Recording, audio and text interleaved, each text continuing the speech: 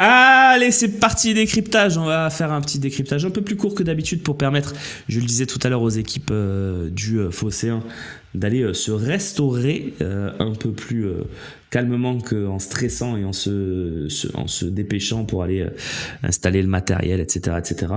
Mais juste, on va déjà afficher le numéro, hein, Loïc, dès qu'on peut pour la partie suivante. Voilà. En plus, la finale d'Europa League est à Bilbao. Ah oui, oui, ils auront à cœur de la remporter. Effectivement, ouais. Décryptage, on va parler, on va rentrer dans le match contre Montpellier. Montpellier qui est une équipe en grande difficulté, très grande difficulté, qui ce week-end peut se voir acter la relégation. Donc, effectivement, Montpellier peut passer une très très mauvaise journée demain, mais c'est à nous de la rendre mauvaise. C'est à nous de faire enfin un très gros match. Je suis d'accord, Charlie, aussi pour dire que si on joue en 3-4-3 avec, moi je rajoute même avec Rabiot dans la ligne de 3 de devant, ça serait incompréhensible. Si on joue en 3-4-3, mais que Rabiot est un peu plus bas et que dans les 3 il y a 3 offensifs, pourquoi pas? Pourquoi pas? Parce que tu peux te dire un piston gauche, Merlin ou Dedic, piston droit, Enrique, tu mets 2 milieux et tu fais Guiri, Greenwood et Jonathan Rowe par exemple.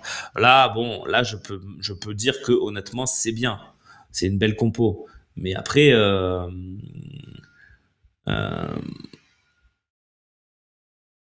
Mika Didi qui nous dit pas besoin de parler de Montpellier, je me fous de la compo, de la manière. Il faut gagner, c'est ça. On doit gagner nos 5 derniers matchs. Point. Oui, tout à l'heure je disais que 12 points ça devrait suffire, mais effectivement si on en prend 15 c'est mieux. Mais je suis pas certain qu'on y arrivera. Voilà. Et je pense même que déjà si on fait 10 dans la situation où on est, c'est-à-dire 3 victoires, 1 nul, 1 défaite, ça serait pas une catastrophe, mais peut-être qu'au classement ça le serait.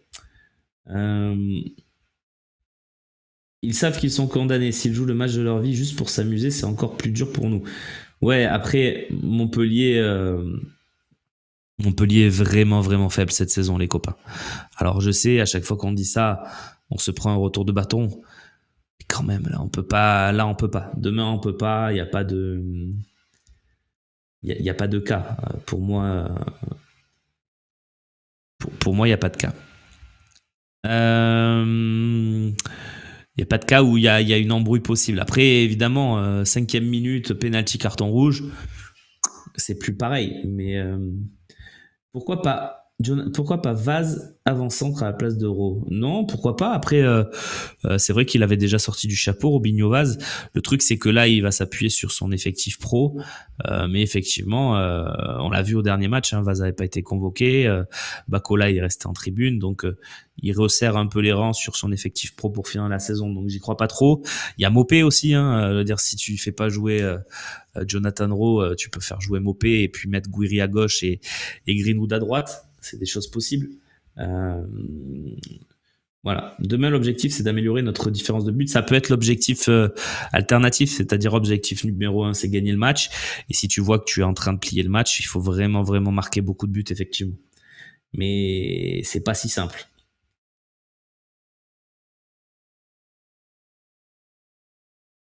Ouais, Ofada, quand tu écoutes Roberto De Zerbi, t'as l'impression que le 4-3-3 est inenvisageable alors que tous les joueurs ont toujours joué comme ça. Et au moins, chaque joueur a sa place. Ouais, le seul qui a pas vraiment sa place pour moi, c'est Luis Enrique, qui en ailier m'a jamais montré qu'il était fort. Encore que, hein, quand c'était Harit qui jouait 10 et Enrique à gauche, ça marchait plutôt bien. Donc peut-être. Si on perd demain, j'ai pas vu ton message. Si on perd demain, j'aurai plus aucun match de l'OM et à les playoffs NBA. Pourquoi pas, écoute, pourquoi pas. Bon, vous avez un calcul mathématique de John Deland aussi dans le chat, si vous le souhaitez. Et Cosp qui nous propose un scénario, c'est le but de Moumbagna à la 92e contre Rennes. Magique l'histoire. Effectivement, ça serait une histoire assez folle.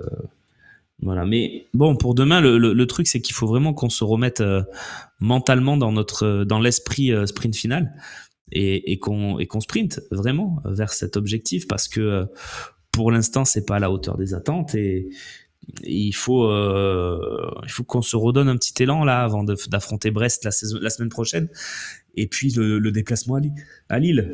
Donc, ouais, ça va être coriace, mais il va falloir le faire. Et sinon, on va suivre les multiplex en serrant les fesses lors des 2 dernières journées, en espérant un miracle, comme c'était déjà le cas l'année dernière. Et de miracle, il n'y eut point, même si on y a cru à un moment, je crois, avec Lyon, mais ça n'avait pas fait. Ok.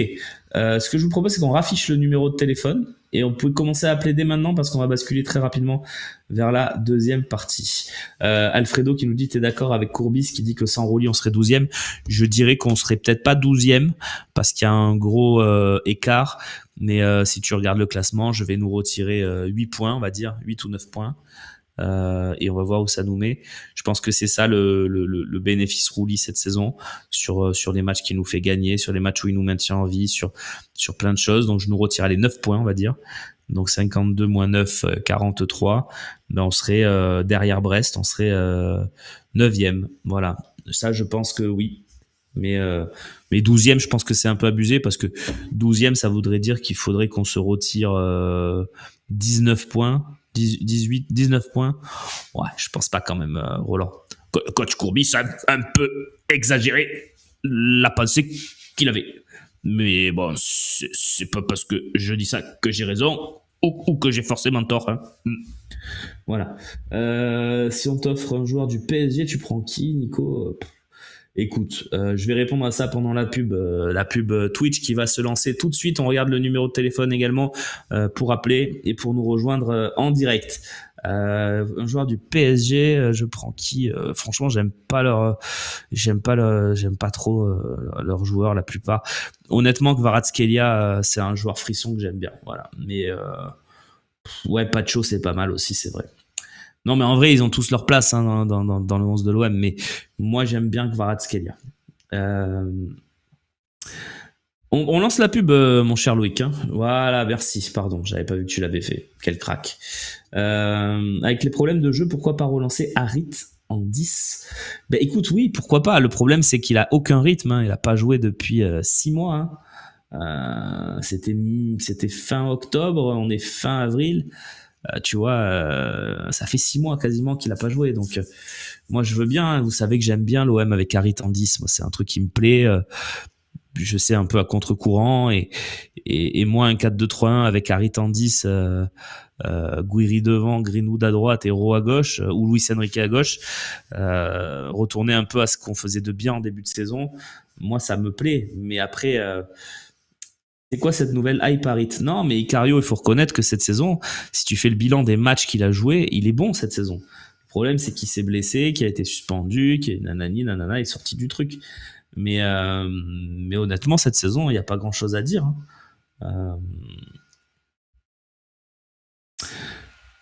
On verra, mais ça peut être une option. Franchement, ça peut être une option de revenir dans le 4-2-3-1 qui fonctionne en début de saison et de se dire banco, on y va.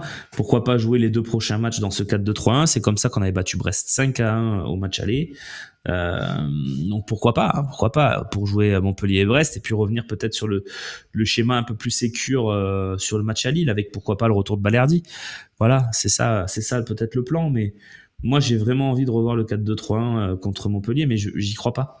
On verra bien.